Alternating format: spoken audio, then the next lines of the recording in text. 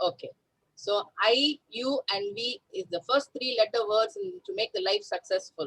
So first of all, I being a woman, let me first tell the rights of the married woman, what every married wife she should do in the house. First of all, she has the right to reside in a marital home. As long as she is the wife of the husband, her situation in the house should be that she should be placed in a comfort zone in the family. And then she has a right to Sridhana. The Sridhana is given during the when the engagement takes place and when marriage takes place. Do you know why Sridhana is given? It's not given as just to show your pomp and pleasure. It's for her to maintain her. She's having a security. Suppose something happens, she can use a Sridhara property for herself. It's her whole self right, and no one can take it from her, and it will help her in the future life. Then next to right to maintenance by husband. The husband has to maintain the wife, giving her food, clothing, and shelter, and give her a decent life. And then she has the right to maintain the child. When a child is beget, she has to take care from the first day till the child gets married until 18 years. She has to see that she gives proper food, proper clothing, proper education. So these are all the rights the wife has to take place in the house. Then there should be a committed relationship between the husband and wife. Both of them should have a mutual understanding, and they should let go all the egos, and they should have an equal understanding. Then right to parental home. Of course, she has come from another house, but still she has a right to visit her parents and even take care of her parents. So as long as the in-laws and the husbands understand the feelings of the wife, everything in the house will be very smooth. Then she has a right to live with dignity and respect. She should be given respect from all the members of the family. The father-in-law, the mother-in-law, sister-in-law, brother-in-law, the husband, everyone should respect as her as the sole member of the family also. Then apart from all the rights of a married woman, we come along with the duties of the woman. First of all, she should love the husband unconditionally. There should not be any condition to say that I only if you do that, I will give you this like that. So it should be an unconditional love. She should help him in everything, not only at home, in profession, in business. She should give him the right to say, have a peaceful mind to run along with the business. Then keep his honor and dignity. As long as her dignity is maintained, she should see that the husband dignity is also maintained. Then only the family will be a dignified family. And she should support him in all endeavors. Even they might be well off now, but sometimes, as in Corona, we did not have proper income that time. That time we should help and support the family in all ways. Economic situation is important, but even if we are high or low, we should run the family as per the economic situation which is prevailing. And we should be always available to them. When they are well, when they are not well, we should be there attending them. That is what the wife should do. And they should also respect the husband. He is also a human being, not that just because he's a husband and he can dictate, nothing like that. We should also respect him, and they will also collaterally respect us. Then we should fulfill all the needs. Proper food we should give them. If they are not well, we should give them medicines, take them out. We should have a good relationship with them. Then we can seek his opinion also. We can seek their advice in many things, in running the household, or suppose even the wife is working, she can get the opinion of the husband also. I think everyone can share their ears to each other, not that only you should listen or you should say. So this is all the duties of the wife. Then we should be faithful to our husband. Then we should cook for him, that is you all know. Then we should respect our in-laws. Of course, that's the main thing. Then only the family will run in a good way. We should respect the in-laws equally as we respect our parents. Then taking care of household duties, the main duty of the wife. Even though you go out for outside work, we come home and take care of the household duties. And of course, even husband has to share the duties with the wife. Then we should be a responsible wife. Then we should be patient. Patience is the main thing in life. I always seek God, give me patience. When patience comes, everything follows behind. Then educate your children. Of course, we should, even we might be busy in our daily life, household chores, going job and all. Evening, we should spend some time with our children, see that they're studying well. If we are not able to spend time, we should put them in tuition and give them proper education. Proper education given to the children is utmost duty of every mother. And every wife should see that even the husband comes in to play a role and educate the children very well. Then the safeguard your home. We should safeguard the home. And of course, the main thing is we have to take care of ourselves. The wife should also take care of herself. Of course, she's busy in her all daily activities, but still her health is very important. Taking food at the right time, taking medicines if she's not well. So taking care of the, unless the wife takes care of herself, she cannot take care of her husband. And the family cannot be taken care. So the main thing in the family, everything starts with the wife. That is my opinion. I think everyone will agree with it. Now I've come with the wife part. Now let me come to the husband, where my husband is sitting next to me. I think he'll also acknowledge whatever I say. Role of husband, first of all, he should be a leader. Only when he's a leader, he can run the family. Only when he can run the family, he can run the society. I think Rotarians, we all know what's the role of a leader. So let him be a leader at home first. Then he should protect his wife. As the wife reciprocates, the husband also should reciprocate. And it should all same thing unconditionally. And he should also fulfill the needs of the wife. He should also be patient. He should also be available. Everything is there. And he should have a good behavior. And he should spend some time with the wife. Every husbands are busy in this world. But still, some time, at least half an hour a day or 1 hour a day, they can sit together and chat and speak about whatever they had in the office or what we can do at home, what can we do the children, whatever can we go out for in the weekends. That and all will give a smooth relationship with husband and wife. Then he can be authoritative, but in the right way. He can give conditions, but as long as it's in the right way, every wife will accept. I think it's correct what I say. Then he should respect the wife as the wife respects the husband has to respect the wife. And he also should take care of listen to her and take her opinion also. At times, sometimes husbands may not take right decisions. They'll be very, they'll be heavy in mind, they'll be having burdened in the office work, everything. But wife, I feel many ladies take the correct decision at the right time and they also give opinions to their husband, and husband should listen to the opinion of the wife. So they should balance, the husband should balance the child and the wife. He should take care of the child equally as the wife, not spend more time with wife and neglect the child. Children also should be taken into consideration. As long as all these husband does, there will be a smooth relationship with husband and wife. Then responsibilities of a husband during pregnancy. Every lady during pregnancy, they'll undergo many emotions. They may not have proper food. They may not be able to eat. I think everyone knows we have the nausea, vomiting. So what is good for her, what is good for health, everything should be given by the husband. Taking care during checkups. It's not that only the wife should go for checkup. Only when the husband goes together for the checkup, he'll also know the difficulties what the wife is undergoing. Actually, in foreign countries, during delivery also, husband witnesses the pain and sufferings the wife undergoes. Only when the husband sees all that and when he'll know the sufferings of the wife during pregnancy. It's like a second life to the wife. So the husband's responsibility during pregnancy is utmost needed of the hour. And role as a father, as the mother plays a major role in children's education, the father also has to protect the children, give them proper food, clothing, and give them proper education.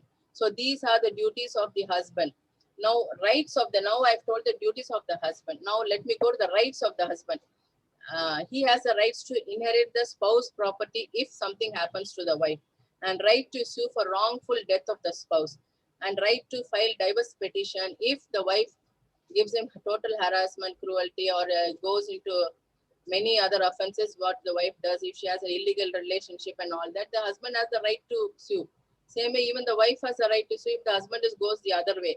So there are many petitions, grounds. Suppose the desertion is also one ground, cruelty is one ground, mental disorder, adultery and disease, if it is hidden by any of the spouse, if both the spouse are having the right to sue the other person and seek for a divorce.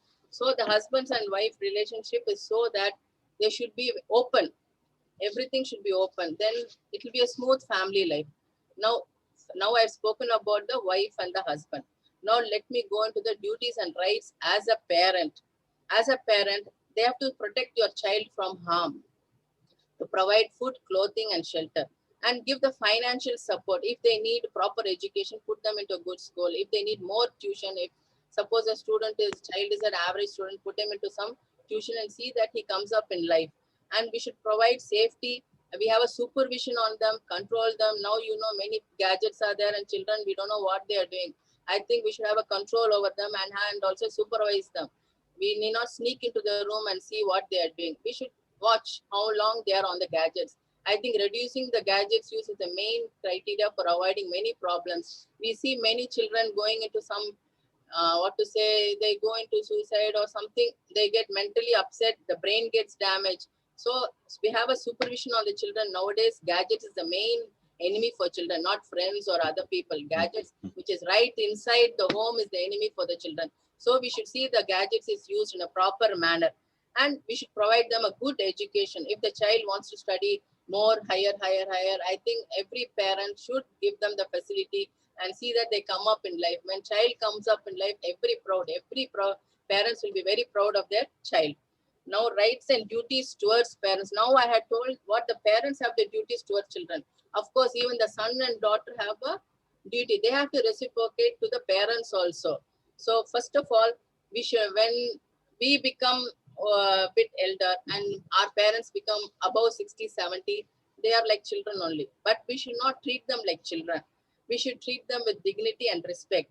We should listen to them. We should not say, Appa, I don't have time, please leave me. We should sit down, chat for them for some time. They'll be very happy and make time for them. How we make time for husband, wife, and children, we should make time for our parents also. We can advocate for them also.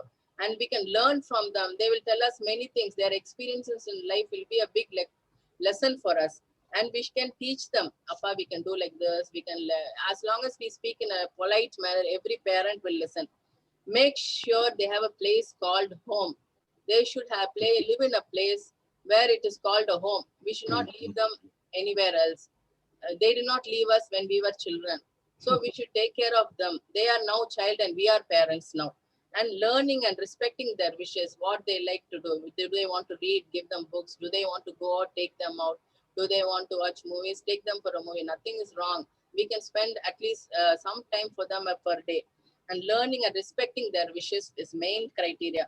And don't hold it over their heads when they need their help. We should not say, you are disturbing my time. We should not say, my time is getting wasted because of you. We should spend some time, because they did not say, I wasted my time bringing you up. So I think everything in the family depends upon the husband, wife, parents, sons, and daughters. As long as there is a mutual understanding between everyone and everything goes on well, the family will be a very good family. Once the family is good, the society is good. Once the society is good, everything is good. So everything in this world starts with the word I. As long as I am a good person, I am honest, I am patient. As long as you are honest, you are patient, we are patient. We means family, husband and wife. As long as everything is good in between both of them, the rights and duties should be performed by everyone in the family. The rights of the wife, the duties of the wife, the husband's rights and duties, the children's rights and duties towards parents, the parents' rights and duties, everything should be followed. As long as everything is followed, I don't think we need any law or courts. But still, it's not possible. Everyone are busy in this world. They don't control their emotions. So that is why courts come into force. I think I am well with what I have told you. Thank you, friends. Thank you so much. Excellent, ma'am. Excellent. Excellent, madam. Madam, excellent. Thank you. Thank you. If everyone follows what we said, we will have very peaceful world. Actually, I was just thinking when you were talking, that is number family meeting it would really give us a lot of things. Yes, sir, sure. Thank you, Parimala madam. அப்படியே அது நீர்வீழ்ச்சி மாதிரி கொட்டித்து. The way you were talking, it was similar to what you have been talking for many years together. ஒரு லாயருக்கு பேசணும்ன்றது கத்து கொடுக்கவே வேண்டாம். You are a trained lawyer and you are a practicing lawyer for 28 years. வார்த்தைகள் அப்படியே கொட்டித்து, and it was true to the heart. In fact, one solace which all Rotarians can take from your thought is, many of these things are being followed. I don't want to sound negative. நிறைய பேர் வீட்டில் help பண்றோம், தேவைன்னா ஒய்ஃப்க்கு நிறைய help பண்றோம். Gone are those days. We are now in the 21st century, in the year 2021. People understand wives have to work. People understand they can't work and also take care of the families. There is a responsibility towards a wife also. The husbands have started realizing, and that's where the harmony in the family is getting maintained. And if people are able to work in Rotary, I'm sure every family is happy. Only then they would be able to spend time for Rotary. First is self-help and then to the society. If you're not able to take care of the family, you cannot be of use to the society. That's a point very well taken. And now I would leave the floor open to Amadou sir. I don't know what he's going to talk. I think she has exhausted probably everything. I leave it to him. He is still a very imaginative person, and I'm looking forward to listening from Amadou sir. Great speaker. Excellent, Amadou madam. Parimala Amadou, excellent speech. Excellent. Thank you, sir. Thank you. எல்லாம் சிறப்பா அவர் தமிழ்ல பயங்கர புலமையா இருப்பாரு, நீங்க இங்கிலீஷ்ல பயங்கர புலமையா இருக்கீங்க. Husband and wife duties எல்லாம் நல்லா சொன்னீங்க. அதே நேரத்துல பேரண்ட்ஸுடைய இதுவும் சில்ட்ரனுக்கு எப்படி இருக்கணும்னு சொன்னீங்க. அருமையா இருந்தது, ரொம்ப சந்தோஷம். தேங்க்யூ. ஒரே ஒரு லெமன் மட்டும் கையில வச்சுக்கோங்க.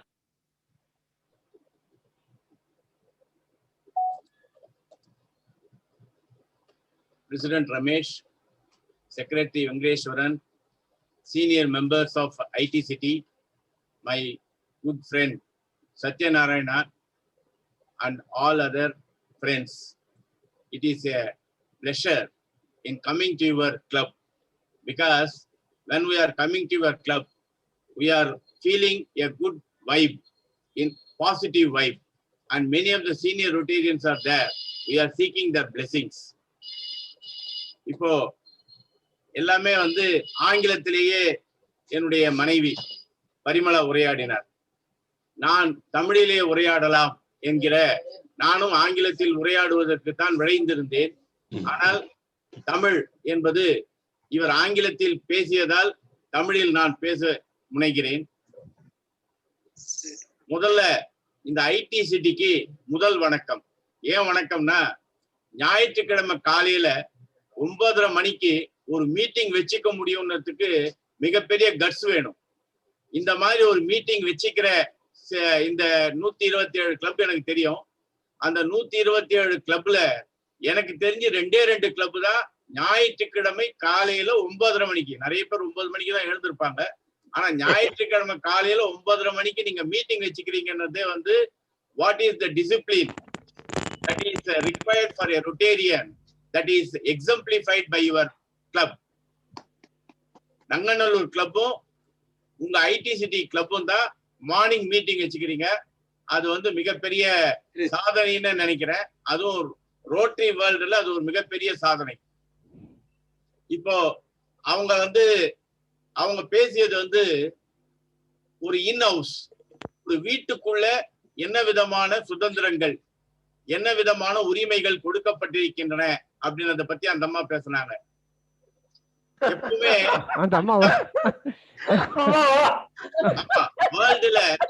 வேர்ல்டுல வந்து அதுதான் வந்து இயற்கை. நான் அடிக்கடி சொல்லுவேன், வீட்டுக்குள்ள இருக்கிற அத்தனையும் மனைவி பார்த்துக் கொள்வாள். கணவனுக்கு எல்லா விதமான உரிமை இருக்குது. எங்க இருக்குதுன்னா, யாரு அமெரிக்காவுக்கு பிரசிடென்ட் ஆகலான்ற கருத்து சொல்லலாம்.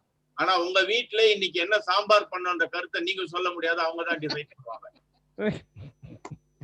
அது மாதிரிதான் இன்னைக்கு அவங்க பேசுனாங்க. வீட்டுக்குள்ள ஒரு ஹஸ்பண்ட், ஒய்ஃப், சில்ட்ரன், ஒரு ஹோம். இந்த வேர்ல்டே ஒரு ஹோம் தான் எல்லாருக்கும். எது வந்து applicable to the house is applicable to the world also. நம்முடைய இந்த 4-way டெஸ்ட பத்தி சொல்லும் போது நீங்க படிச்சீங்க. ஒவ்வொரு தடவையும் அதை நம்ம இந்த நிறைய கிளப்ல வந்து ஒவ்வொரு மீட்டிங் தொடக்கும் போதும் இந்த 4-way டெஸ்ட்னு சொல்றாங்க.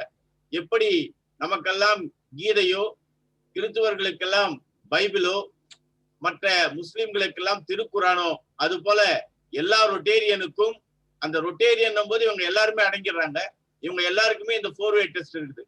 இந்த 4-way டெஸ்ட பத்தி நான் யோசனை பண்ணி பார்க்கும்போது இது வேற ஒண்ணுமே இல்லைங்க. இதுதான் வாழ்க்கையினுடைய தத்துவம். இந்த தத்துவத்தை தான் நமக்கு சொல்லி கொடுத்துருக்காங்க. இந்த தத்துவத்தை ஃபாலோ பண்ணோம்னா எல்லாமே சரியா இருக்கும். Is it truth? ஃபர்ஸ்ட் வந்து உண்மை பேசிக்கிறோமா? அந்த உண்மைதான். ஆமா, உண்மைன்னா கூட அந்த உண்மை கூட சில நேரங்களிலே பொய்மையும் வாய்மை இடத்த. Hi, the person you're about to speak with has call captions turned on. They'll see captions of what you say to help them listen along. தமிழ்நாட்டுல தான் பேசுவாங்கன்னு நினைச்சேன். இதுல அந்த தமிழ்ல வரல பரவாயில்லை. எனக்கு okay sorry. Is it beneficial to everybody? அதாவது இது உண்மையாக இருந்தால் மட்டும் போதாது, இது அனைவருக்கும் பயன்படக்கூடியதாக இருக்கு. இது அனைவருக்கும் பயன்படுவதாக மட்டும் இருந்தால் மட்டும் போதாது, இது எல்லோருக்கும் நன்மை பயப்பதாக அமைய வேண்டும். இப்படி ஒவ்வொரு ஸ்டெப்பும் சொல்லியிருக்காங்க. இததான் எக்ஸாக்ட்லா 499 ஐபிசி. 499 IPC defamation. டிஃபமேஷனை வந்து டெஃபினிஷன் கொடுக்கும் போது சொல்றாங்க என்னன்னா, நீங்க சொல்லுகிற வார்த்தை அடுத்தவருடைய நற்பெயருக்கு களங்கம் விளைவிப்பதாக இருந்து விடக்கூடாது. அப்படி சொல்லும் போது நீங்க சொல்லலாம், உண்மை கூட சொல்லலாம், அவர் திருடிட்டாரு, அவர் வந்து அயோக்கியத்தனம் பண்ணிட்டாருன்னு சொல்லலாம். ஆனா அதனால நன்மை பயக்குமா? 2 பேருக்கும் நீங்க அவர் வந்து திருந்துவதற்கான வாய்ப்புக்காக தான் இதை சொல்றீங்களா? இந்த கிரிட்டிசிசத்தை நீங்க அதுக்காக தான் சொல்றீங்களா அப்படின்றத வந்து நம்ம எண்ணி பார்க்கணும். அதே மாதிரி இது மற்றவர்களுக்கு நன்மை பயக்கிறதா அப்படின்னு. நாம சொல்லக்கூடிய வார்த்தை, நம்ம சொல்லக்கூடிய சொல், அந்த சொல் அடுத்தவர்களுக்கும் நன்மை பயப்பதாக அமைய வேண்டும். அதனால உண்மை மட்டுமே ஒரு முழுமையான விஷயத்தை கொடுத்து விட முடியாது. உண்மை நன்மை பயப்பதாகவும் இருக்க வேண்டும். அந்த உண்மை மற்றவர்களுக்கு நலம் பயப்பதாக இருக்க வேண்டும். யாரையும் பாதிப்படைய செய்வதாக இருக்கக்கூடாது. இந்த 4 தான் 4-way டெஸ்ட். இப்படி நாம பேச்சுரிமை, எழுத்துரிமை, நம்முடைய மதத்தை பின்பற்றுவதற்கான உரிமை, property rights, right to have a property, இப்படி இந்த கான்ஸ்டிடியூஷன்ல எல்லாமே சொல்லியிருக்காங்க. எப்படி இந்தியன் கான்ஸ்டிடியூஷன், இந்தியன் லாஸ் இருக்குதோ அதே மாதிரி rotary constitution and your bylaws. நமக்கு ரோட்டரியில ஒரு கான்ஸ்டிடியூஷன் இருக்கு, MOP. அந்த MOP-யை முரண்படுவதாக உங்களுடைய பைலாஸ் இருக்காது. ஆனா உங்களுடைய பைலாஸ் தான் உங்களை கட்டுப்படுத்தும். உங்களை கட்டுப்படுத்துகிற பைலாஸ் ரோட்டரியினுடைய MOP-க்கு கான்ட்ரடிக்டரியா இருக்கக்கூடாது. அப்படி கான்ட்ரடிக்டரியா இருந்தா MOP தான் ப்ரொவைல் ஆகும், உங்களுடைய பைலா ப்ரொவைல் ஆகாது. இதுதான் இந்தியன் கான்ஸ்டிடியூஷனும் அப்படிதான். இந்தியன் கான்ஸ்டிடியூஷன் 1905ல நம்முடைய MOP எல்லாம் வர ஆரம்பிச்சிருச்சு. ஆனா 1956ல தான் நாம குடியரசு ஆனோம். 1947ல தான் நம்ம கான்ஸ்டிடியூஷனுக்கு ஒரு அங்கீகாரம் கிடைச்சது. 48ல தான் கான்ஸ்டிடியூஷனை எடுத்துட்டு வந்தாங்க. அப்படி எடுத்துட்டு வரும்போது 1948ல எடுத்துட்டு வரும்போது அதுக்கு முன்னாடியே IPC, CRPC, எல்லா விதமான நெகோஷியபிள் இன்ஸ்ட்ருமெண்ட்ஸ் ஆக்ட், எல்லா விதமான ஆக்டும் இருந்தது. அந்த ஆக்ட் எல்லாம் படிச்சுட்டு அந்த ஆக்டை எல்லாம் ஒன்னாக்கி அந்த சட்டங்களின் முரண்பாடு ஏற்படாத வகையில நம்முடைய கான்ஸ்டிடியூஷனை ஃப்ரேம் பண்ணாங்க. அதுக்குதான் சொன்னேன், ரைட்ஸ் அப்படின்னு சொன்னா உங்களுக்கு ரைட் மட்டுமே இல்ல, right coupled with responsibility. 2 R's should be there. 2 R's. இந்த ரெஸ்பான்சிபிலிட்டியும் ரைட்டும் இருந்தாதான், ரெஸ்பான்சிபிலிட்டி இருக்கிற இடத்துல மட்டும்தான் உங்களுக்கு ரைட் இருக்கும். டேக் ஃபார் an எக்ஸாம்பிள், நம்முடைய ரோட்டரி கிளப்பே எடுத்துக்கோங்க. இந்த ரோட்டரி கிளப்ல நமக்கு என்ன விதமான ரைட்ஸ் எல்லாம் இருக்குது, உரிமைகள் இருக்கிறது என்று பார்க்கும்போது எப்ப அந்த உரிமை வரும்னு சொன்னா நீங்க சப்ஸ்கிரிப்ஷன் கட்டினாதான் அந்த உரிமை வரும். அப்போ உங்களுக்கு duty, and you should be a true Rotarian, then only you will get the rights. இப்படி ஒவ்வொரு ஸ்டேஜ்லயுமே உங்களுக்கு ஒரு ரைட் இருக்குதுன்னு சொன்னா அது கூட ரெஸ்பான்சிபிலிட்டி இருக்குது, அது கூட ஒரு டியூட்டி இருக்குது. அந்த டியூட்டியும் ரெஸ்பான்சிபிலிட்டியும் சரிவர செய்தாக வேண்டும். இப்ப நான் பார்த்தேன், நம்ம வெங்கடேஸ்வரன் சார் சொல்லும்போது சொன்னாரு, திஸ் இஸ் எ டைனி கிளப்னு சொன்னாரு. இந்த டைனி கிளப்னு சொன்ன அப்புறம் இங்க எத்தனை பேர் இருக்கிறோம்னு பார்த்தா 12 பேரு. எங்க 2 பேர் 10 பேரை விட்டீங்கன்னா 10 பேரு. இந்த 10 பேரையும் நான் எப்படி பாக்குறேன்னா தசாவதாரங்களாக பார்க்கிறேன். இந்த உலகத்துக்கு முழுவதையுமே கொடுத்த இந்த தசாவதாரங்கள், இந்த தசாவதாரத்தை விட்டுட்டு நீங்க எதுவுமே இல்லை. தசாவதாரத்துல 3 அடி மண் கேட்டான் வாமனன் உலகிலே, 3 என வைத்ததோ மன்னவன் தலையிலே. அந்த மாதிரி டைனி கிளப் உங்களுடைய கிளப் சின்னதாக இருக்கிறது என்று நீங்கள் சொன்னீர்கள். இல்லை, நீங்கள் வாமன அவதாரத்தினுடைய இந்த 127 கிளப் இருக்குதுன்னா இந்த 127 கிளப்பும் ஒவ்வொரு அவதாரத்துல இருக்குது. உங்களுடைய கிளப் வாமன அவதாரத்தில் இருக்கிறது. உங்களால் இந்த உலகத்தையே அளந்து விட்டு, இந்த உலகத்தை அளந்த பின்னாலே அந்த வாமனன் கேட்டான், நான் இன்னொரு அடியை எங்கே எடுத்து வைக்க வேண்டும் என்று. அப்படி உங்களுடைய ப்ராஜெக்ட்ஸ் நான் பார்த்த போது அதையெல்லாம் நான் உணர்ந்தேன். இன்னொரு விஷயத்த சொல்லணும், இங்க எல்லாருமே அவங்க வீட்டுல இருந்து இந்த மீட்டிங்க கேக்குறீங்க. என்னுடைய நண்பர் சத்யநாராயணா மட்டும் வண்டியில ஏறி ஓடி போயிட்டு இருக்கிறார், சென்னையை விட்டே ஓடி போயிருக்கிறாரு. இந்த கோவிட் வந்த போது எல்லாரும் போனாங்க. அதே மாதிரி பஞ்சம் பட்டினி எல்லாம் வந்த போது அவங்கவுங்க ஊரை விட்டு ஓடி போனாங்க. அது மாதிரி நான் பேசுறேன்னு சொன்ன உடனே நீ காலையிலேயே அவர் வண்டி எடுத்துட்டு வெளியூர் கிளம்பிட்டார். ஏதோ ஒரு பயம், பாவம். நான் என்னுடைய வழக்கறிஞர் தொழில்ல நான் சினிமா துறையில இருந்தேன், அரசியல் துறையில இருந்தேன் என்றாலும் வழக்கறிஞர் துறையிலே நான் உள்ளே சேரும்போது நான் ஒரு அப்படி இருக்கும்போது நல்ல பல வழக்குகளை நடத்துகிற கோர்ட்டுக்கெல்லாம் போய் எங்களுக்குன்னு வழக்கு குறைவாதான் இருக்கும், சீக்கிரம் முடிஞ்சிடும். நான் ஒரு சீனியருடைய ஜூனியரா இருந்திருப்பேன். அந்த மீதி இருக்கிற டைம்ல என்ன பண்ணுவோம்னா வீட்டுக்கு வந்துட மாட்டோம். நாங்க நேர வெவ்வேறு வழக்குகள் நடத்துகிற இடங்கள்ல போய் அங்க போய் பார்ப்போம். அப்படி பார்த்த போது ரொம்ப இன்ட்ரெஸ்டிங்கான ஒரு வழக்கு சொல்றேன். ஒரு கணவனை கொலை செய்து விட்டார்கள். நம்ம எஸ்பிளேட் போலீஸ் ஸ்டேஷன் எதிர அந்த அம்மா பூ கட்டி விற்கிற வியாபாரம் செய்து கொண்டிருப்பார்கள். அந்த அம்மாவுடைய கணவர், அந்த கணவர் லோட் மேன் என்று சொல்லுவோமே, மூட்டை தூக்கும் தொழிலாளி. அங்க என்ன ஆகும்னா இந்த தண்டல் வசூல் பண்ணுவாங்க. நீங்க ரோட்ல கடை போட்டிருந்தீங்கன்னா அங்க நோட்டீஸ் இருப்பாங்க. அவங்க வந்து தண்டல் வசூல் பண்ணுவாங்க. டெய்லி இவ்வளவு கொடுத்தாதான் நீங்க கடை போட முடியும், இல்லைன்னா போட முடியாது. இப்படி ஒவ்வொரு நாளும் நடந்துட்டு இருந்த போது அந்த அத்தூழியத்தினுடைய உச்சாணி கொம்புக்கு போன உடனே இந்த கணவனால பொறுக்க முடியல. அவன் என்ன பண்றான், 10 பேர் வந்து பணம் கேட்கறாங்க, அவங்கள எதிர்க்கிறான். போலீஸ் ஸ்டேஷன் எதிர இது நடக்குது.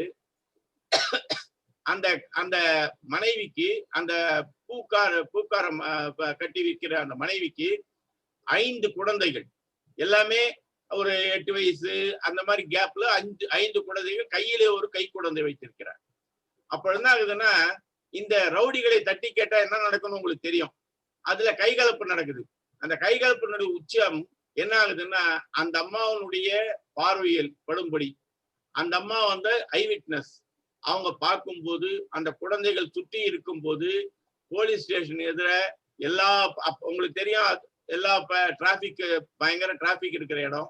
அந்த டிராபிக் இருக்கிற இடத்துல இந்த 10 பேருக்கும் இந்த ஒரே ஆளுக்கும் ஏற்பட்ட கைகலப்புல இந்த மனிதர் மிக கொடூரமாக வெட்டி கொல்லப்படுகிறார். இந்த வழக்கு விசாரிக்கப்படுகிறது. சார்ஜ் ஷீட் ஃபைல் பண்றாங்க. சார்ஜ் ஷீட்ல யாரா ஃபர்ஸ்ட் விட்னஸ்னா மனைவி தான். ஏன்னா அந்த அம்மா தான் வந்து பார்த்தவர்கள். இந்த ஐ விட்னஸ்ன்றது ரொம்ப முக்கியம். இந்த மாதிரி மர்டர் கேஸ்ல எல்லா கேஸ்லயுமே ஐ விட்னஸ் முக்கியம். அதுலயும் இந்த மர்டர் கேஸ்ல ஐ விட்னஸ் முக்கியம். அந்த மாதிரி ஒரு சூழ்நிலையில அந்த அம்மா வந்து Hi, the person you're about to speak with has call captions. விசாரிக்கிற போது They'll see captions of what you say to help them listen along. குற்றவாளி கூண்டிலே நின்று கொண்டிருக்கிறார்கள்.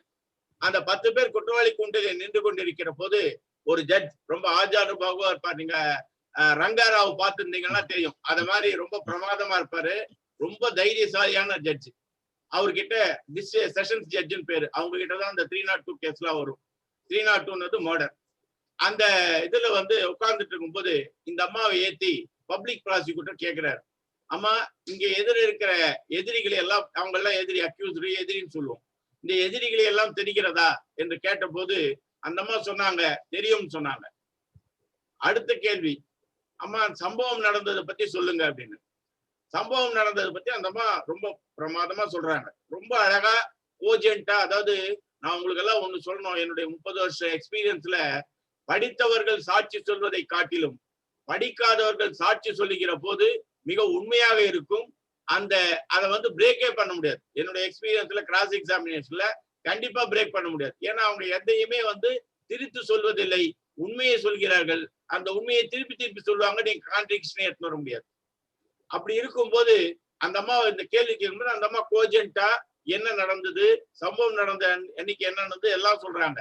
சொன்ன அப்புறம் அடுத்த கேள்வி கேட்கிறாரு பப்ளிக் ப்ராசிக்யூட்டர். ஆஹா, ஐ விட்னஸ், ஸ்டார் விட்னஸ் சொல்லுவோம். ஸ்டார் விட்னஸ் அழகா சொல்லிட்டாங்க, இந்த 10 பேருக்கு உண்மையான தண்டனை தான் இருக்குது அப்படின்னு நினைச்சு அடுத்த கேள்வி கேட்கிறாரு. அம்மா இங்க 10 பேர் இருக்கிறாங்கல்ல, இந்த 10 பேர்ல யார் யாரெல்லாம் உங்க கணவனை எப்படி எல்லாம் வெட்டினாங்க, எப்படி கொடுங்காயங்கள் ஏற்படுத்துறாங்க, எப்படி நடந்தது சொல்லுமான்னு. அந்த அம்மா சொன்னாங்க, இங்க இருக்கிற 10 பேருமே அந்த சம்பவத்துக்கும் தொடர்பில்லாதவர்கள் சொன்னாங்க. எல்லாருக்கும் ஷாக். எல்லாருமே திரும்பி பார்க்கிறோம், என்ன இது இப்படி நடந்துச்சுன்னு. Jam packed room. அந்த ரூம்ல அந்த அம்மா சொல்லுது, 10 பேர், இந்த 10 பேருக்கும் கொலைக்கும் எந்த சம்மந்தமும் இல்லை அப்படின்ட்டு. ஆமா, கொலை நடந்தது உண்மை தானே? ஆமா, கொலை நடந்தது உண்மை. கொலை நீ சொன்ன மெத்தட்ல தான் நடந்தது. ஆமா, அப்படிதான் நடந்தது. ஆனால் இவர்கள் தான் கொலை செய்தார்கள் என்பதை மட்டும் அந்த அம்மா மறுக்கிறாங்க. அவங்கள வந்து ஹாஸ்டைல் விட்னஸா ட்ரீட் பண்ணோம். என்ன பண்ணோம்னா பிறர் சாட்சி அப்படின்னு ட்ரீட் பண்ண வேண்டிய ஒரு சூழ்நிலையில ஜட்ஜி என்ன பண்ண நிறுத்திட்டு அந்த அம்மாவை கேட்டார், ஏம்மா நீ சொல்றது உண்மைதானா? உன் கண்ணெதிர உன்னுடைய புருஷனை 10 பேர் கொலை பண்ணியிருக்காங்க, இந்த 10 பேர் தான் கொலை பண்ணியிருக்கிறாங்கன்னு சாட்சி நீ சொல்லியிருக்க. இந்த 161 ஸ்டேட்மெண்ட் சொல்லுவோம். அந்த ஸ்டேட்மெண்ட், பிரிலிமினரி ஸ்டேட்மெண்ட் கொடுக்கும்போது நீ சொல்லியிருக்க. இப்ப நீ மாத்தி சொல்றியேம்மா, இது சரியா? அப்படி மாத்தி சொன்னா அதுக்கு கூட உனக்கு தண்டனை கொடுக்கலாம் நாங்க அப்படின்னு சொன்ன போது அந்த அம்மா படிக்காதவர். அவர் அந்த அம்மா சொன்னாங்க, இன்னைய வரலும் நான் ஒவ்வொரு கேஸ் நடத்தும் போதும் இந்த மாதிரி மர்டர் கேஸ் நடத்தும் போதும் அதை நான் என்னுடைய மைண்ட்ல வச்சுட்டு தான் நடத்துவேன். அந்த அம்மா சொன்னாங்க, ஐயா நீங்க இந்த ரெக்கார்ட் பண்ணதெல்லாம் நிறுத்துங்க, நான் இப்ப சொல்றேன், சொன்ன அப்புறம் மறுபடியும் நீங்க எனக்கு தண்டனை கொடுக்கறதுனாலும் கொடுங்க அப்படின்னு சொல்லி. அப்ப சொன்னாங்க, இந்த சமுதாயத்தை நம்பி நான் எப்படி சாட்சி சொல்லுவேன்? இந்த சமுதாயத்தினுடைய கண்ணெதிரே தான் என்னுடைய புருஷன் கொலை செய்யப்பட்டார், மிக கோரமாக கூட கொலை செய்யப்பட்டார், யாரும் வந்து தடுக்கவில்லை. என்னுடைய கடைக்கு எதிரே நேர் எதிரே தான் எஸ்பிளனேட் போலீஸ் ஸ்டேஷன் இருக்கிறது, அந்த போலீஸ்காரர்கள் கூட வந்து தடுக்கவில்லை. இந்த சமுதாயம் என்னை காப்பாற்றும் என்கிற நம்பிக்கை எனக்கு இல்லை. ஆனால் இந்த கொலை நடந்து இந்த கொலையிலே இவர்கள் எல்லாம் ஜெயிலுக்கு போய் கொஞ்ச காலம் ஜெயிலே இருந்து சார்ஜ் ஷீட் பதிவு செய்யப்பட்ட பின்னாலே இவர்கள் எல்லாம் விடுவிக்கப்பட்டு இவர்கள் வெளியில வந்த பின்னால் அதே இடத்திலே தான் நான் பூட்கடை போட்டிருக்கேன். எனக்கு 5 குழந்தைகள், நான் 5 குழந்தைகளை காப்பாற்ற வேண்டும். அப்பொழுது இந்த 10 பேரிலே ஒரு சில பேர் வந்தார்கள். வந்து நான் செய்தது தவறுதான், நாங்கள் எல்லாரும் குடித்து விட்டிருந்தோம், நாங்கள் எல்லாம் ரவுடி என்பதை உன்னுடைய கணவன் தகர்க்க வேண்டும் என்று நினைத்தார், அது தவறானது என்று அன்றைக்கு நாங்கள் நினைத்தோம், அதிலேதான் உன்னுடைய கணவன் அடிக்க நாங்கள் திருப்பி அடிக்க உன்னுடைய கணவன் இறந்து விட்டு விட்டார், நாங்கள் செய்தது தவறுதான். ஆனால் இன்றையிலிருந்து சொல்கிறோம், இந்த இடத்திலே உன்னுடைய கடைக்கு வேறு யாராலுமோ எங்களாலுமோ எந்த விதமான தொந்தரவும் வராது.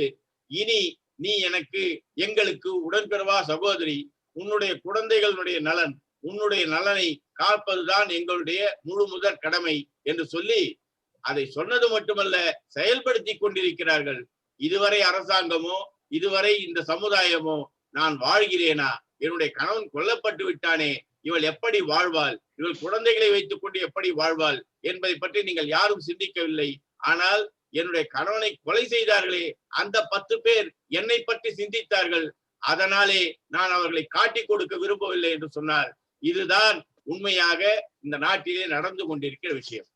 இது எப்படிப்பட்ட படிப்பினையை கொடுத்திருக்கிறது என்று சொன்னால், நாம் சாலைகளிலே செல்கிறோம், சாலைகளிலே செல்கிற போது நாம் எங்கேயோ ஒரு தவறு நடக்கிறது என்று சொன்னால் அது தட்டி கேட்கக்கூடிய திராணியோடு நாம் இல்லை என்பதுதான் மிக அவலமான செயல். இது கடமை, ஒவ்வொரு சிட்டிசனுக்கும் இருக்கிற கடமை. உங்கள் கண்ணெதிரே தவறு நடந்தால், உங்கள் கண்ணெதிரே குற்றம் நடைபெற்றால் அதை தடுப்பதும் அதை உடனடியாக போலீஸுக்கோ மற்ற அத்தாரிட்டிக்கோ சொல்வதும் உங்களுடைய கடமை. ஆனால் எல்லாருமே என்ன நினைத்துக் கொண்டிருக்கும் என்று சொன்னால், இந்திரா காந்தி கொலை செய்யப்பட்டார், நீங்கள் அத்தனை பேரும் பார்த்திருப்போம், அதற்கு சாட்சிகள் வேண்டாம், உடனடியாக அவர்களை ஹேங் செய்திருக்கலாமே என்று சொன்ன போது இந்த சட்டம் அதை ஒத்துக்கொள்ளவில்லை. இந்த சட்டம் சொல்கிறது, குற்றவாளி என்பவன் குற்றம் சாட்டப்பட்டவன், அவனை பற்றி முழுவதுமாக விசாரித்து எந்தவித சந்தேகத்திற்கு இடமின்றி நிரூபிக்கப்பட்டால் மட்டும்தான் தண்டனைக்குரிய குற்றவாளி ஆகிறார் என்பதுதான் இந்தியாவிலே இருக்கிற சட்டம். இந்த சட்டம் சரியானதா இல்லையா என்கிற போது உங்கள் அனைவருக்குமே ஒரு சந்தேகம் வரும். நம் கண்ணெதிரே நடக்கிறது, கண்ணெதிரே இவன் செய்திருக்கிறான், இது செய்ததுக்கு அப்புறம் இவனுக்கு எதுக்கு இவ்வளவு பெரிய ட்ரையல், எதுக்கு அப்பீல், அதுக்கப்புறம் எது அவன் அக்விட்டல் ஆகிறான், எப்படி இவன் அக்விட்டல் ஆகிறான் அப்படின்லாம் நீங்க நினைச்சு பார்த்திருப்பீங்க. அதுக்கு முக்கியமான காரணம் சாட்சிகள் வேண்டும். அந்த சாட்சி சொல்வதற்கு நாம் யாரும் முன் வருவதில்லை.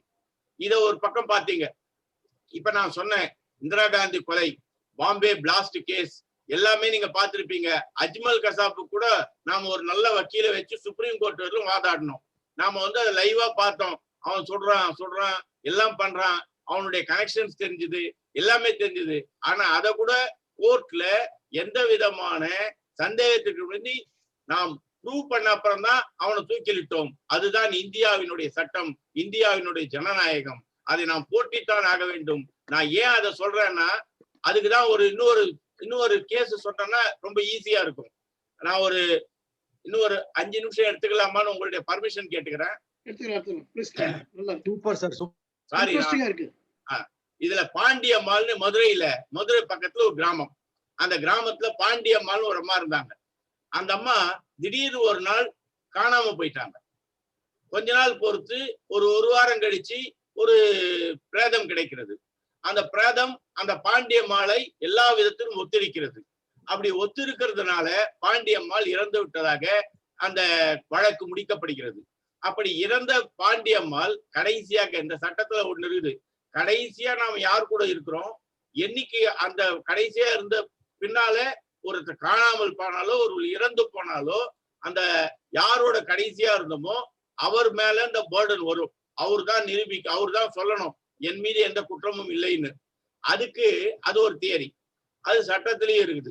அந்த சட்டப்படி அந்த அம்மா தன்னுடைய கணவரோட தான் கடைசியா பார்க்கப்பட்டாள். அப்ப கணவரும் அந்த அம்மாவும் தான் தனியா இருந்தாங்க. அது முடிந்ததுக்கு அப்புறம் வீட்டுல இருந்து அந்த அம்மா திடீர்னு காணாம போறாங்க. அந்த அம்மாவுடைய பிராதம் கிடைக்குது. அதனால கணவனுக்கும் அந்த மனைவிக்கும் அடிக்கடி சண்டை வந்திருக்கிறது. அந்த சண்டையினுடைய வெளிப்பாடாகத்தான் கணவன் அந்த மனைவியை கொலை செய்து விட்டார் என்பதாக வழக்கு ஜோடிக்கப்படுகிறது. அந்த இவனையும் பிடிச்சிடறாங்க. இவனை பிடிச்ச உடனே இவங்கிட்ட கன்ஃபெஷன் ஸ்டேட்மெண்ட் வாங்குவாங்க. உங்களுக்கே தெரியும் கன்ஃபெஷன் ஸ்டேட்மெண்ட்னா எப்படி வாங்குவாங்கன்னு. 3rd டிகிரி 4th டிகிரி எல்லா டிகிரியும் அங்க நடக்கும். எத்தனை டிகிரி அவன் வாங்காத இருந்தாலும் அவனுக்கு 4 டிகிரி கொடுத்துருவாங்க. 4th டிகிரி வரைக்கும் கொடுத்துருவாங்க. MA BL PhD எல்லா டிகிரியும் அந்த அக்யூஸ்டு கொடுத்துருவாங்க. அத மாதிரி அவனை அடிச்சு உதச்சி அவனும் அடி உத தாங்காம ஆமா நான் தான் எரிச்சு கொண்டுட்டான்னு சொல்லிட்டான். கேஸ் நடக்குது, கோர்ட்ல கேஸ் நடந்துட்டு இருக்குது. எல்லா விட்னஸும் விசாரிச்சுட்டாங்க. கடைசியாக வாதங்கள் நடைபெற வேண்டிய சூழ்நிலை. இந்த மாதிரி ஒரு வழக்குல எவ்வளவு பேர் ராம் ஜெத்மலானியை கூப்பிட்டு வந்தாலும் சரி, யாரை கூப்பிட்டு வந்தாலும் சரி, மிக சரியான கோஜென்டான சர்க்கம்ஸ்டன்ஷியல் எவிடன்ஸ் இருக்குமையானால் அதை உடைப்பது ரொம்ப கஷ்டம். பக்கத்து வீட்டுக்காரங்க சொல்றாங்க அடிக்கடி இவன் அடிப்பான், பயங்கர துன்புறுத்துவான், இவன் குடிச்சுட்டு அடிப்பான், இதை சொல்றாங்க. அவங்க 2 பேருக்குள்ள அடிக்கடி தகராறு நடக்கும் அப்படின்னு. இன்னொரு விட்னஸ் சொல்றான், உன்னை என்னைக்கு இருந்தாலும் என் கையில தான் உனக்கு சாவு அப்படின்னு இவன் மிரட்டினான் முதல் நாள் தான், இதெல்லாம் நடந்தது, இப்படி எல்லாம் சொல்றாங்க.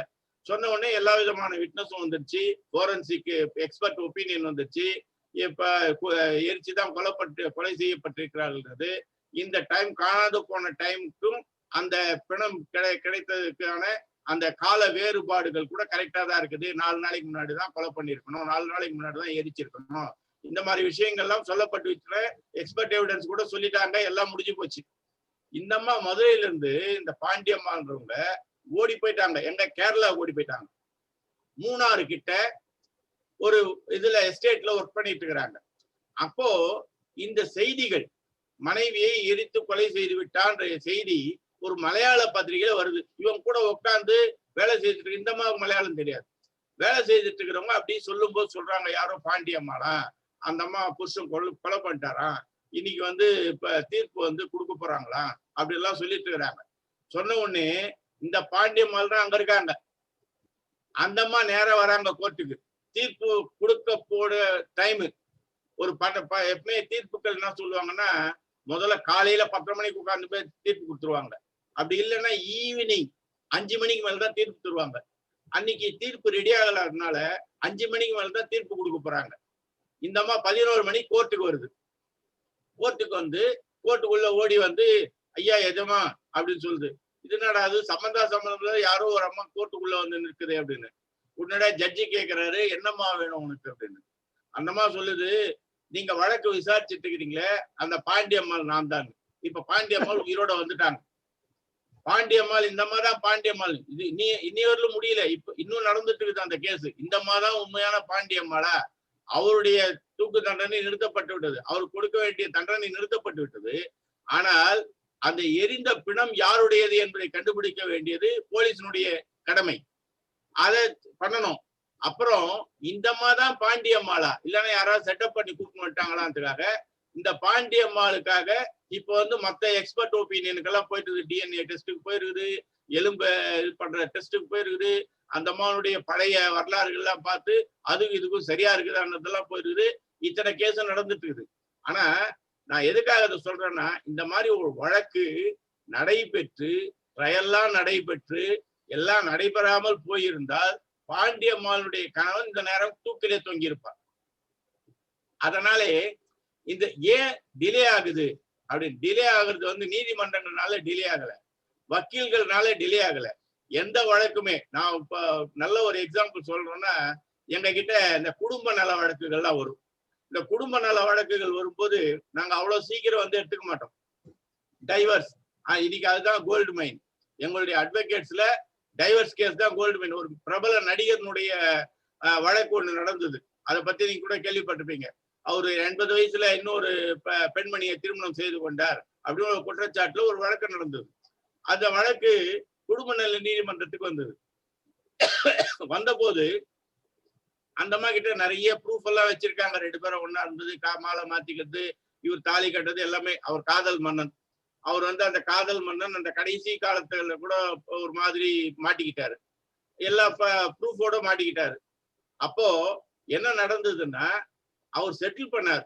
என்ன செட்டில் பண்ணார்னா தியாகராய நகர்ல டி நகர்ல ஒரு 3 பெட்ரூம் பிளாட், அது மட்டும் இல்லாம ஒரு 50 லட்சம் ரூபாய் இதெல்லாம் கொடுத்து செட்டில் பண்ணாங்க. இப்படிதான் நம்முடைய திருமணம் என்பது மாறிவிட்டது. இந்த திருமண பந்தம் என்பது நம்முடைய கல்ச்சர். நம்ம கல்ச்சரை விட்டு வெளியில போலாம் அப்படின்னு ஒரு இது வந்தது. இதெல்லாம் ஒன்றும் பெரிய விஷயம் இல்ல, தாலி கட்டிக்கணும்லாம் ஒன்றும் அவசியம் கிடையாது, ஐயரை வச்சுதான் மந்திரவோதி தான் தாலி கட்டணும்லாம் அவசியம் கிடையாது, யார் வேணாலும் எப்படி வேணாலும் பண்ணிக்கலாம்னு ஒரு இது வந்ததுக்கு அப்புறம் என்ன ஆச்சுன்னா இந்த திருமணம்ன்றது கான்ட்ராக்ட் ஆயிடுச்சு. சில பர்சனல் லாவ்ல நம்ம இந்து மேரேஜ் ஆக்ட்ல it is not a contract, but in another some other personal law it's a contract. So இந்த கான்ட்ராக்ட்னா உங்களுக்கு தெரியும், கான்ட்ராக்ட்னா எப்போ வேணாலும் முடிச்சுக்கலாம். திருமண பந்தத்தை எப்போ வேணாலும் முடிச்சுக்க முடியாது. மேடம் சொன்ன மாதிரி அதுக்குன்னு சில கிரவுண்ட்ஸ் இருக்குது. குரியல்டி, ஹாரஸ்மெண்ட், டிசீஸ், இதெல்லாம் சொல்லணும், ஃப்ராட், இதெல்லாம் சொன்னாதான் திருமண பந்தத்திலிருந்து நீங்க வெளியில வர முடியும் இந்து லா பிரகாரம். அப்படி இருக்கிற ஒரு சூழ்நிலையில நாம என்ன பண்ணோம்னா இன்னைக்கு லிவ் இன் ரிலேஷன்ஷிப் கூட திருமணம் தான் அப்படின்னு சொல்ல அளவுக்கு நம்ம வந்துட்டோம்.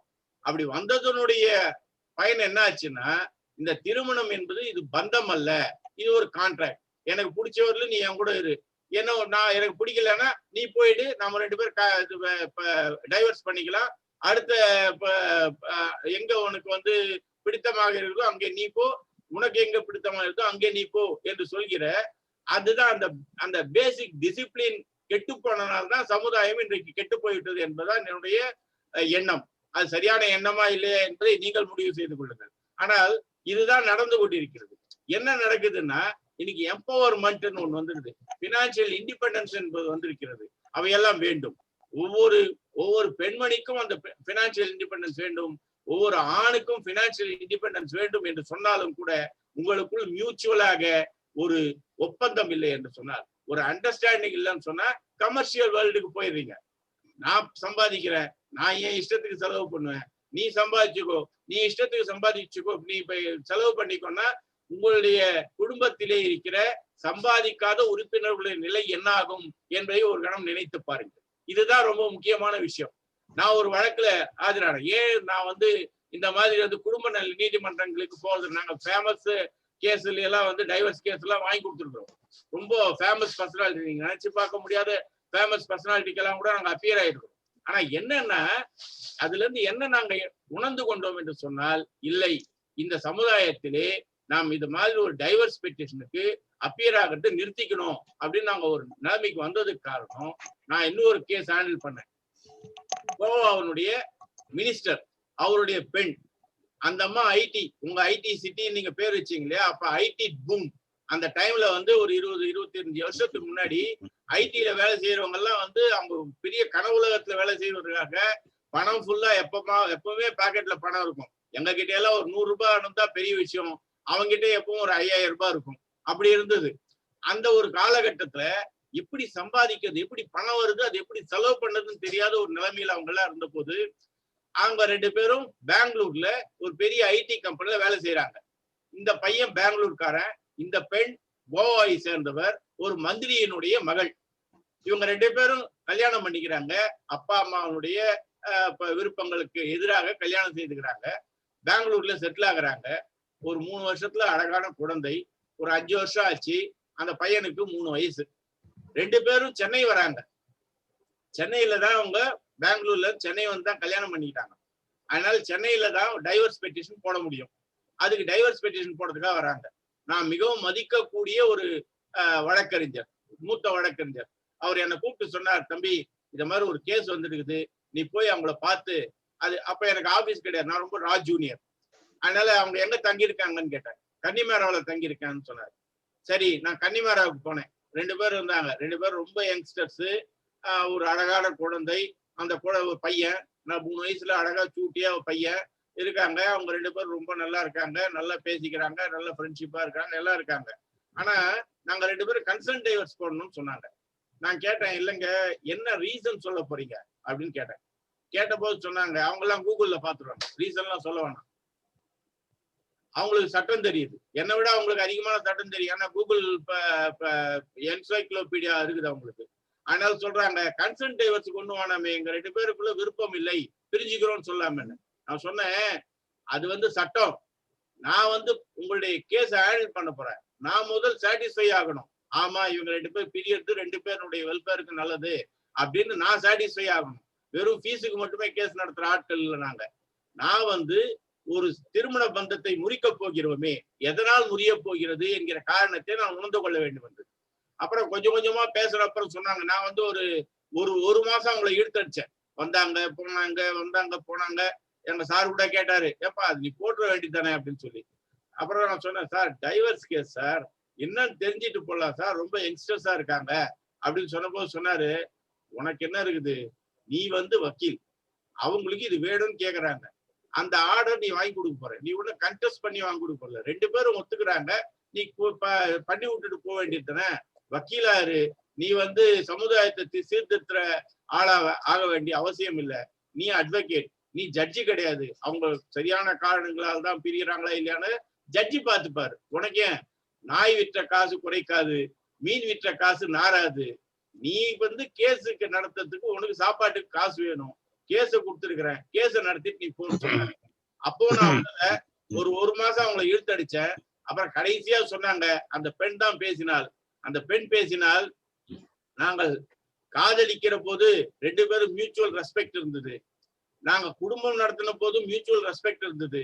ஆனா ஒரு கட்டத்தில் நாங்கள் இப்போ வாழ்க்கையினுடைய கிராஸ் ரோட்ல நின்றுக்கிறோம். we have to choose.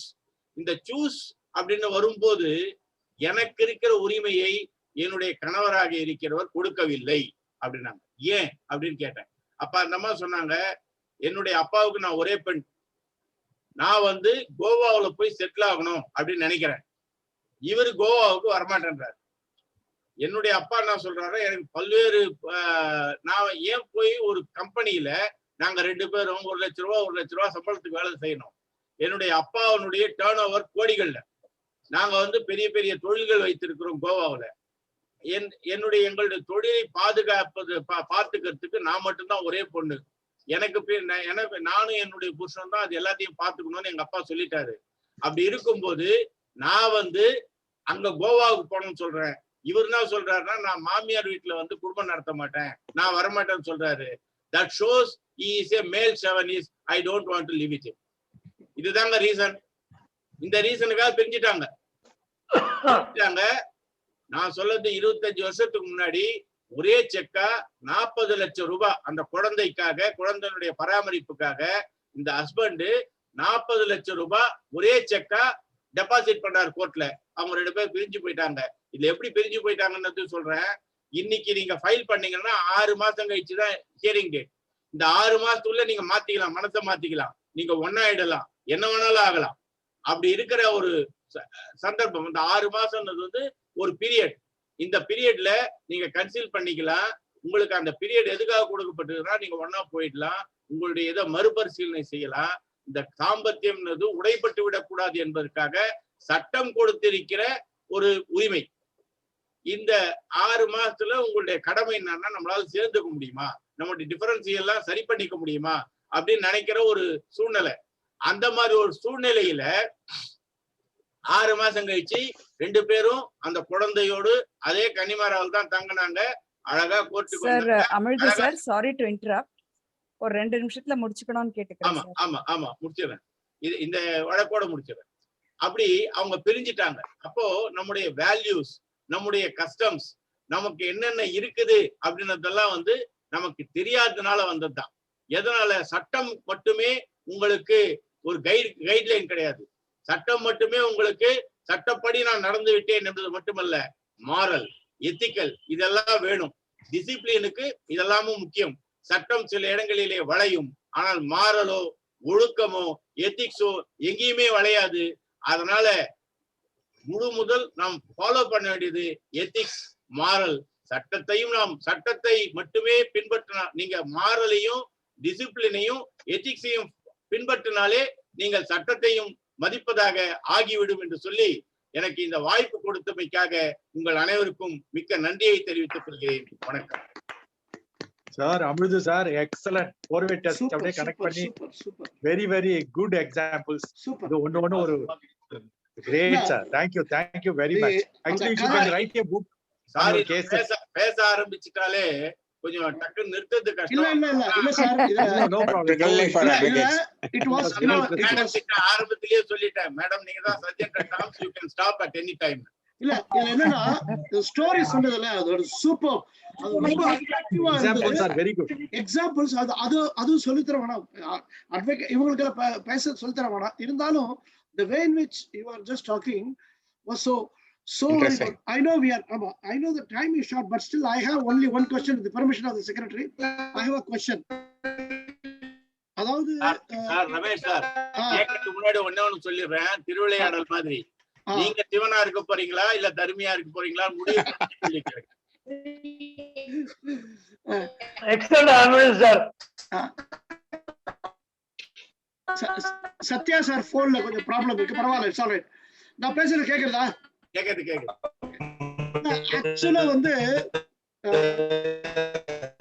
ரெண்டு பேருமே நீங்க கோர்ட்டுக்கு போறீங்க, ஏதோ பர்சனல் ரெண்டு பேருமே கோர்ட்டுக்கு போறீங்க. You have to go, you are கோர்ட்டுக்கு போனாலே அங்க வந்து லாட் ஆஃப் இந்த மாதிரி கொலை அது இது lot of negative vibes, sorry to say, அப்படி அதெல்லாம் இருக்கு. Plus I think you both seem to be so positively socially oriented.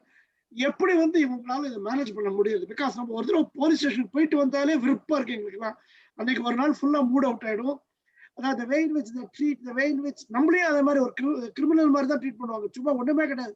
நாங்க ஊருக்கு போறோம்னு சொல்லிட்டு போறதுக்காக போகும்போதே நம்மளே உட்கார வச்சு ட்ரீட் பண்ணுவோம். உட்கார கூட சொல்றது கிடையாது. சமயம் ரொம்ப தெரிஞ்சாதான் ஒரு போயிட்டு வந்து ஐயோ போயிட்டு வந்து வீட்டுக்கு வந்து ஒரு தடவை குடிச்சிடலாமான்னு தோணும். அந்த அளவுக்கு நெகட்டிவ் ஃபீலிங்ஸ் சமயம் வரும் போலீஸ்க்கு போகும்போது. அப்படி இருக்கும்போது இதுவே நீங்க வந்து ஒரு தொழிலா வச்சு பண்றீங்க, ரொம்ப அது பெரிய விஷயம். How are you trying to ensure that negative energy doesn't affect, especially for a well principled couple like you? Sir, இதுல ஒன்றும் பெரிய விஷயம் இல்ல. இதுல வக்கீல்கள் மட்டும் இல்ல, நீங்க டாக்டர்ஸ் பாத்தீங்கன்னா பல்வேறு விதமான நோய், இந்த கேன்சர் ட்ரீட் பண்ணது, எய்ட்ஸ் ட்ரீட் பண்ணது, இதெல்லாம் பண்ணிட்டு வர்றாங்கல்ல. இதெல்லாம் வந்து ஒரு காட்லி சர்வீஸ். அதனாலதான் எங்க தொழில சொல்லுவாங்க நோபல் சர்வீஸ்னு. அதனாலதான் என்ன பண்ணுவோம்னா, நாங்க லேர்னடா இல்லையானது செகண்ட் கொஸ்டின். பட் நாங்க அதர் சைடு அட்ரஸ் பண்ணும்போது, எங்களுக்கு எதிராக வாதாடுகிற நண்பரை அட்ரஸ் பண்ணும்போது லேர்னட் கவுன்சில்னு சொல்லுவோம். அதே மாதிரி ஜட்ஜும் எங்களை எப்படி அட்ரஸ் பண்ணோம்னா லேர்னட் கவுன்சில்னு சொல்லுவார். எங்க கிட்ட இப்படி எல்லாம் திருப்பி சொல்லதுனாலயாவது நாங்க லேர்னட் ஆயிடுறோமா அப்படின்னு ஒரு எதிர்பார்ப்பு இருக்குது. இதுல என்னன்னா தாமரையில தண்ணி மாதிரிதான் சார். நீங்க அதுதான் நான் சொன்னேன் நானு. You are only an instrument. You are not the person. Don't step into the shoes of the litigant. Then you will be at a very, very nasty position in the life. Further to this, quickly ஒரு question. இத நம்ம வந்து நம்ம கான்ஷியஸ்க்கு எதிரா நம்ம போய் சொல்ல வேண்டிய நிஜமா இருக்குமா? இல்ல, அது வந்து நம்ம வந்து தவறான ஒரு இதை வந்து சொல்லி கொடுத்துறாங்க சார். எந்த வக்கீலும் நீங்க பொய் சொல்லுங்கன்னு சொல்லதே இல்லை. நான் உங்களுக்கு ஒரே ஒரு இது சொல்லணும்னா, இப்போ வந்து ஒரு பார்ட்டிஷன் சூட்டுக்கு வருவாங்க. அவங்க கிட்ட நாம என்ன சொல்லுவோம்னா, ஐயா உங்க அண்ணன் தானே, உங்க தம்பி தானே, அது அவங்களுக்கு கொடுக்க வேண்டிய இதை கொடுத்துருங்களேன் அப்படின்னு சொல்லும் போது அவங்க சொல்லக்கூடிய அடுத்த விஷயம் உங்களுக்கு சொல்ற இதுதான் இந்த மனநிலை. இந்த மனநிலையில தான் எனக்கு காண்பிக்கப்பட்டது. நான் அட்வொகேட்டா வரதுக்கு முன்னாடி, நான் அட்வொகேட்டா சேரத்துக்கு முன்னாடி அது ஒரு இன்சிடென்ஸ். அது வேற ஒரு இதுல சொல்றேன். அது சொன்னா இன்னும் ஒரு 5 நிமிஷம் ஆயிடும். என்னன்னா மனநிலை, மனிதர்களுடைய மனநிலை எப்படி இருக்கிறது என்று சொன்னால், நீங்க கோர்ட்டுக்கு வராதீங்க, நீங்க உங்களுக்குள் தீர்த்துக்கோங்க. அதுக்குதான் இந்த மீடியேஷன், ப்ரீ லிட்டிகேஷன் மீடியேஷன் ஒண்ணு இருக்குது. யூஎஸ்ல எல்லாம் அதுதான் முக்கியம்.